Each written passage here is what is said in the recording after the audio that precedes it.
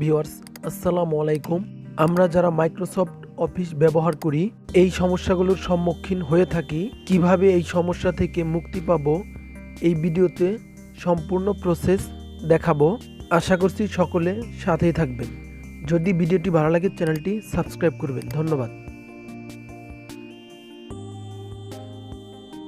সর্বপ্রথম customise quick access toolbar এই অপশনটির drop ডাউনে ক্লিক করব। ক্লিক করলে এরকম একটি ইন্টারফেস শো করবে। এখানে অনেকগুলো অপশন শো করবে। এখান থেকে মোর কমান্ড যে অপশনটি, এই অপশনটি ওপেন করব। দেন এরকম একটি ইন্টারফেস আবার শো করবে। এখান থেকে প্রুফিং যে অপশনটি রয়েছে এই অপশনটি ওপেন করব। এন্ড দেন ডান পাশে দেখতে পারবো auto correction option. Auto correct option open করার সাথে সাথে এরকম একটি ইন্টারফেস শো করবে। এখান থেকে যে টিকমার্কগুলো দেখতে পাচ্ছি এই টিকমার্কগুলো সব উঠিয়ে দিব। দেন ওকে করব।